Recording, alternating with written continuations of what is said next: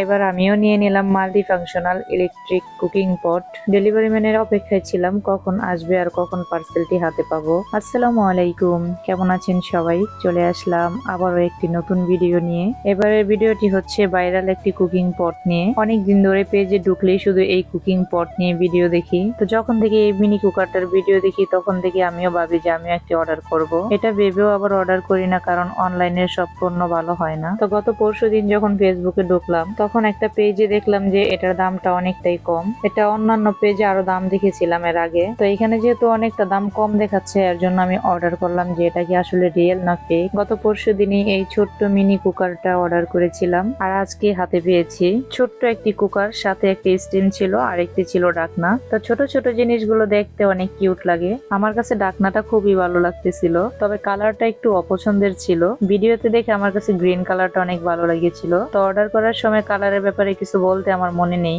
যার জন্য এই কালারটাই নিতে হলো। তো যাই হোক, পার্সেলটা রিসিভ করার সময় আমার মেয়ের সাথে ছিল। আমার মেয়ের অনেক পছন্দ হয়েছে কালারটা। তো এখন বাসায় নিয়ে আসলাম এটাকে চেক করার জন্য। আসলে কি এত অল্প দামে ভালো জিনিস দিল নাকি খারাপ জিনিস দিয়ে দিল। তো প্রথমে যখন আমি পানি দিয়ে এটাকে অন করছিলাম, আমার ভিতরে অনেকটা ভয় কাজ করতেছিল, যেহেতু এটা কারেন্টের লাইন দেওয়া। এটা অন করার পর প্রথমে আমি কোনো লাইট জ্বলতে দেখতেছিলাম না, তাই বুঝতে পারতেছিলাম না যে এটাই কি নষ্ট নাকি আমি লাইনটা দিতে পারছি না। তো এর আগে আমি একটা অনলাইন থেকে একটা পার্সেল নিয়ে আসছিলাম আমার মেয়ের জন্য খেলনা। তো সেই জিনিসটা আমি ডেলিভারি ম্যানের সামনে থেকে চেক না করে বাসায় নিয়ে আসছিলাম। বাসায় নিয়ে এসে দেখি পুরোটাই নষ্ট, একদম বাজে। উপরে অনেক স্পট পড়া ছিল। তো এটাতেও যখন কারেন্টের লাইন পাচ্ছিল না তখন ভেবে নিয়েছি যে এটাও হয়তো নষ্ট।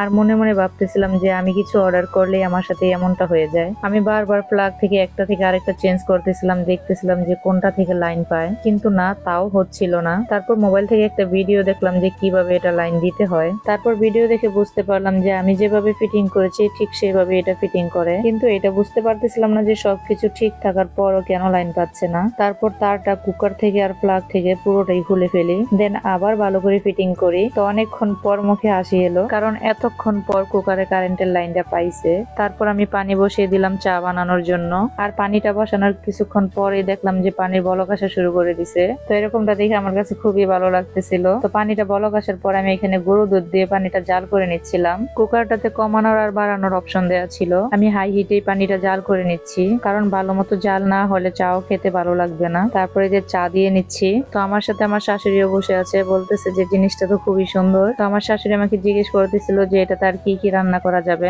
তো আমিও বলতেছিলাম যে এটাতে ভাত রান্না করা যাবে, ডিম সিদ্ধ করা যাবে, নুডলস রান্না করা যাবে। তারপর যে স্টিমটা দেখতে পেলেন ওইটাতে মোমো, বাপা পিঠা আরো অনেক কিছু বানিয়ে খাওয়া যাবে। তো চা বানানো শেষ, এখন বউ শাশুড়ি মিলে খাবো। মেয়েরা চলে গেছে প্রাইভেট পড়তে, ওদের জন্য রেখে দেবো, ওরা বাসায় এসে খাবে। তো এখানে চা জাল দেওয়ার আগে চায়ের কাপ, বিস্কিট সবকিছু রেডি করে নিয়ে বসেছিলাম। কখন চা জাল দেওয়া হবে আর কখন খাবো, আর এটার মধ্যে চা জাল দিলে কেমন হবে ওইটা দেখার জন্য। সত্য কথা বলতে আমরা বিশ্বাস করতে পারতেছিলাম না যে আদৌ কি এটার মধ্যে চা জাল দেওয়া হবে কিনা। তো চাটা খুবই সুন্দর আর মজা হয়েছিল। এই তো আমরা এখন বিসমিল্লাহ বলে খাওয়া শুরু করে দিলাম। তো আমরা এদিকে খাওয়ার জন্য নিয়েছি আর মেয়েদের জন্য এই কুকারে রেখে দিছি। ওরা বাসায় আসলে আবার গরম করে দিতে হবে, এর জন্য কুকারে রেখে দিলাম। আজকে চাটা জাল দিতাম আরো বিকেল বেলায়, কারণ জানি যে আজকে এই পার্সেলটা আসবে, এর জন্য অপেক্ষায় ছিলাম যে এটাতে জাল দিয়ে খাবো। তো এই ছিল আমাদের কুকিং পটটি, খুবই সুন্দর আর রান্নার জন্য অনেকটাই ভালো। তো আজকের ভিডিওটি এই পর্যন্তই। ভিডিওটি ভালো লাগলে অবশ্যই লাইক, কমেন্ট এবং শেয়ার করে দিবেন। আর নতুন নতুন ভিডিও পেতে পেজটি ফলো দিয়ে পাশে থাকবেন।